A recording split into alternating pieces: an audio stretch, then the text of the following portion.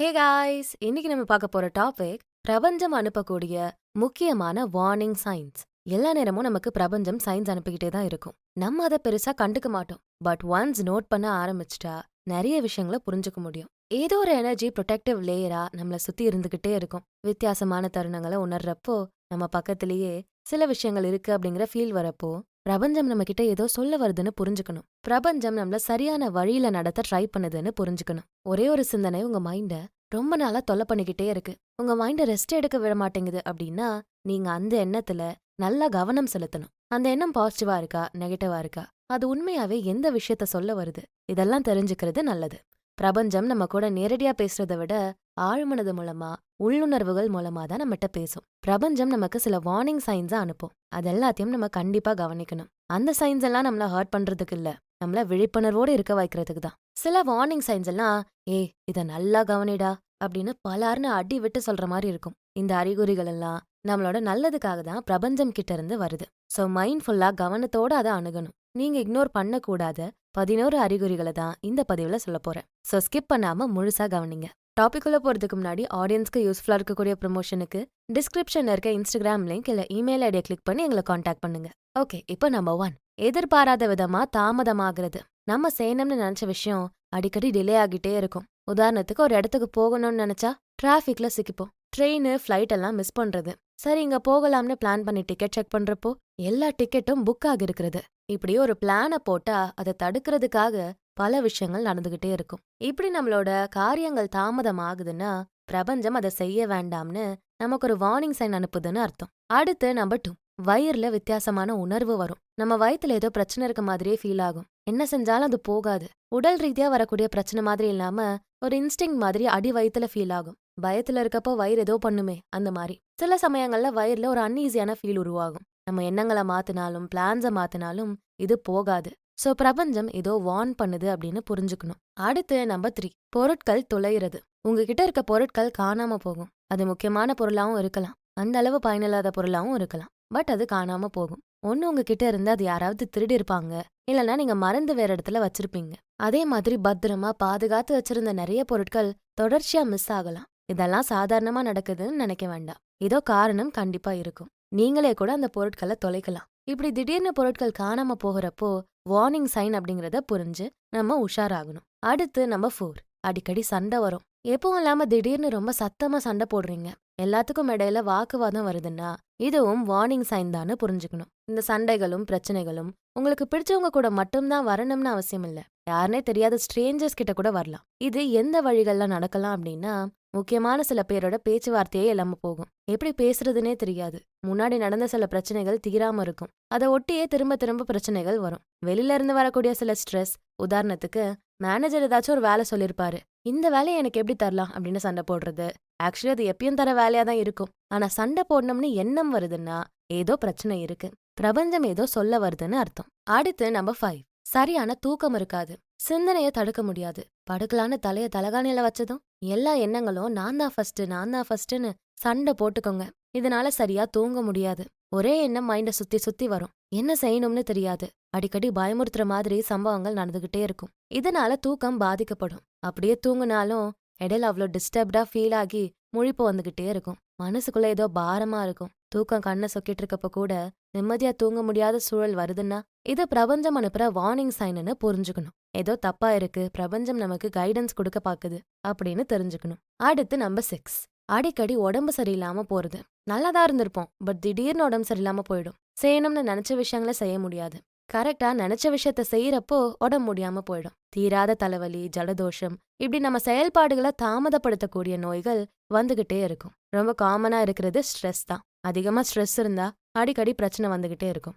ஏன் ஸ்ட்ரெஸ் இருக்கு, எது ஸ்ட்ரெஸ்ஸை தூண்டுது அப்படின்னு கண்டுபிடிச்சிட்டா பிரச்சனையை சரி பண்ணிக்க முடியும். அடுத்து நம்பர் 7, வினோதமா நடந்துக்கிறது. கால் விரல்கள் அடிக்கடி அடி வாங்கிட்டே இருக்கும். முட்டி, கைகள் ஏதாச்சும் இடிச்சுக்கிட்டே இருக்கும். அடிக்கடி தடுமாறுறது, பொருட்கள் எல்லாம் கீழே போடுறது, இந்த மாதிரி வினோதமான சம்பவங்கள் நடந்துகிட்டே இருக்கும். எப்போ இந்த மாதிரி இல்லாம திடீர்னு நடக்குதுன்னா கொஞ்சம் உஷாராகிக்கணும். நம்ம நிறைய விஷயங்களை மறந்துருப்போம், தவறான பாதையில போயிருப்போம். அதை சரி செஞ்சுக்க கூட பிரபஞ்சம் இந்த மாதிரி வினோதமான விஷயங்கள் மூலமா நமக்கு கைடன்ஸ் கொடுக்கும். அடுத்து நம்பர் 8, பதட்டம் அதிகமாகும். எங்க போனாலும் என்ன செஞ்சாலும் ஏதோ கெட்டது நடக்க போகுது, மனசு படபடன்னு இருக்குன்னு எண்ணம் இருந்துகிட்டே இருக்கும். சரி ஓகே ஒன்னும் இல்லைன்னு பாசிட்டிவா சிந்திச்சாலும் இந்த எண்ணம் மாறாது. கெட்டதா எதுவும் நடக்க போகுது அப்படின்னு பதட்டம் இருந்துகிட்டே இருக்கும். இந்த பதட்டமே சில உடல் மற்றும் மனநல பிரச்சனைகளை கொண்டு வந்து சேர்க்கும். இப்படி இருந்தா பிரபஞ்சம் ஏதோ வார்ன் பண்ணுதுன்னு புரிஞ்சுக்கணும். அடுத்து நம்பர் 9, அடிக்கடி நெகட்டிவான விஷயங்கள் நடக்கும். நெகட்டிவான விஷயங்களை கேட்கறது பாக்குறது இதெல்லாம் நடக்கும். உதாரணத்துக்கு யார்கிட்ட பேசினாலும் கெட்டதாவே பேசுவாங்க, தப்பாவே பேசுவாங்க. கண்ணு முன்னாடி நடக்கக்கூடிய சம்பவங்களும் கெட்டதா நெகட்டிவா நடக்கும். எப்பவும் இல்லாம திடீர்னு ஆக்சிடென்ட்ஸ் எல்லாம் பார்க்கலாம், நிறையவும் பார்க்கலாம். படங்கள் வீடியோக்கள் இதன் மூலமா கூட பார்க்கலாம். அதே மாதிரி கெட்ட செய்திகள் காதுல விழலாம். அடிக்கடி இறப்பு செய்திகளை கேட்கலாம். எதுக்காக இப்படி எல்லாமே நெகட்டிவா நடக்குது கேக்குது அப்படின்னு புரியாது. பட் இதெல்லாம் நடந்தா பிரபஞ்சம் ஏதோ வார்னிங் சைன் அனுப்புதுன்னு அர்த்தம். அடுத்து நம்பர் 10, சம்பந்தமே இல்லாம சில விஷயங்கள் நடக்கும். ஒரு சிச்சுவேஷன்ல நடக்கவே தேவையில்லாத சில விஷயங்கள் நடக்கும். சிலரை சம்பந்தமே இல்லாம சந்திக்கிறது, 2 பேர் பேசிட்டு இருக்கப்போ 3வது ஆளா ஒருத்தர் சம்பந்தமே இல்லாம உள்ள வர்றது, பேசுறப்போ சிலர் சம்பந்தமே இல்லாத விஷயங்கள பேசுறது, ஃபீல் ஆகும் ஏன் இப்படி நடக்குது சம்பந்தமே இல்லையே அப்படின்னு. இதெல்லாம் நடந்தா பிரபஞ்சம் அனுப்பக்கூடிய வார்னிங் சைன்னு நாம புரிஞ்சுக்கணும். அடுத்து நம்பர் 11, உள்ளுணர்வு சில விஷயங்களை சொல்ற மாதிரி ஃபீல் ஆகும். ஏதாச்சும் டெசிஷன் எடுக்கணும் அப்படின்னா, பிரச்சனைக்கு சொல்யூஷன் வேணும் அப்படின்னா இன்ஸ்டிங்க்ட் கண்டிப்பா ஏதாச்சும் சொல்லும். நம்ம உள்ளுணர்வு சொல்லக்கூடிய விஷயங்களை கவனிச்சாலே நம்ம நினைச்ச மாதிரி சொல்யூஷன்ஸ் கூட கிடைக்கும். உள்ளுணர்வை ஃபாலோ பண்ணி போறப்பவே நம்ம சரியான பாதையில போக முடியும். அதே சமயம் சில விஷயங்களை செய்யாத அப்படின்னு உள்ளுணர்வு சொல்லும். அதை கொஞ்சம் ஃபோக்கஸ் பண்ணி செய்யாம இருக்கிறது நல்லது. ஏன்னா பிரபஞ்சம் நமக்கு வார்னிங் கொடுக்குது செய்யாதன்னு. சோ அதை புரிஞ்சு நம்ம நடந்துக்கணும். இந்த 11 சைன்ஸும் ஃபீல் ஆகுதுன்னா கண்டுக்காம இதை விட்டுற வேண்டாம். கொஞ்சம் கவனம் செலுத்தி எதுக்காக பிரபஞ்சம் இந்த வார்னிங் சைன்ஸ் எல்லாம் அனுப்புது அப்படின்னு தெரிஞ்சுக்கணும். பிரபஞ்சம் எப்பவுமே நம்ம பொறுமைய சோதிக்கும், பொறுமையா இருக்க சொல்லும். இது ஏதோ நம்மள தண்டிக்கிறதுக்காக இல்ல, நம்மள பாதுகாக்கிறதுக்காக தான். சில தேவையில்லாத பிரச்சனைகள் ஆபத்துகள்ல இருந்து சில எனர்ஜிஸ் கிட்ட இருந்து நம்மள பாதுகாத்து நம்மள அடுத்த கட்டத்துக்கு கொண்டு போகதான் பிரபஞ்சம் நம்மளோட பொறுமைய சோதிக்கும். சோ வாழ்க்கையில இருக்க காலங்கள் நேரங்கள் எல்லாத்தையும் நம்பணும். நடக்கிற ப்ராசஸ நம்பணும். நம்ம வாழ்க்கையில நடக்கக்கூடிய சின்ன சின்ன விஷயங்களுக்கும் பின்னாடி ஒரு டிவைன் ரீசன் இருக்கும். அதே மாதிரிதான் இந்த வார்னிங் சைன்ஸும்.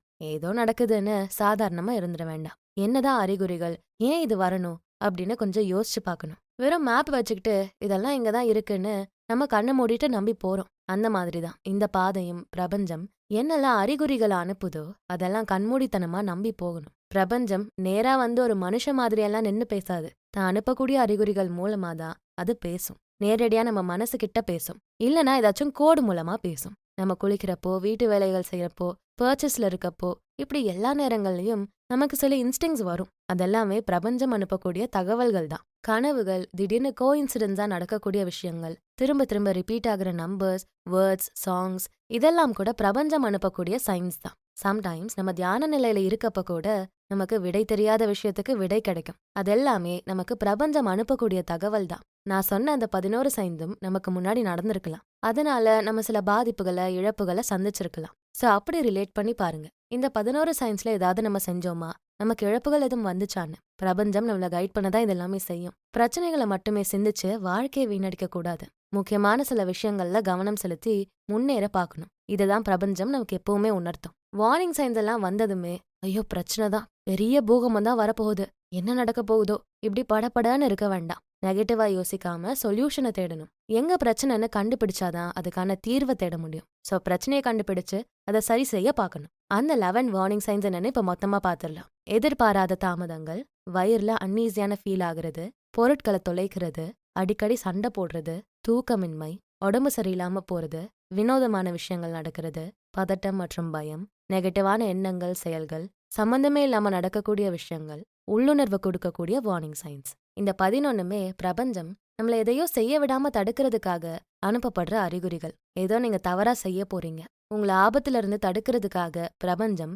இந்த சைன்ஸை அனுப்பி ஸ்டாப் பண்ணுது. இத புரிஞ்சுக்கிட்டாலே நினைச்ச மாதிரி பிரச்சனைகளுக்குள்ள மாட்டாம பிரபஞ்சம் கைட் பண்ணக்கூடிய நல்ல பாதையில நம்மளால பயணிக்க முடியும். பிரபஞ்சம் அனுப்பக்கூடிய இந்த வார்னிங் சைன்ஸை நீங்க ஆல்ரெடி எக்ஸ்பீரியன்ஸ் பண்ணிருக்கீங்களா? இத பத்தி உங்களோட கருத்துக்கள் என்ன கமெண்ட் செக்ஷன்ல பதிவு பண்ணுங்க. இந்த வீடியோ பிடிச்சிருந்தா ஞாபகமா இதுக்கு ஒரு லைக்கை போட்டுட்டு உங்க ஃப்ரெண்ட்ஸ் அண்ட் ஃபேமிலிக்கு ஷேர் பண்ணுங்க. பியாண்ட் தி ஆர்டினரிக்கு சப்ஸ்கிரைப் பண்ணிட்டு பெல் ஐகானை அழுத்திருங்க. நான் உங்களை அடுத்த வீடியோல பாக்குறேன். தேங்க்யூ.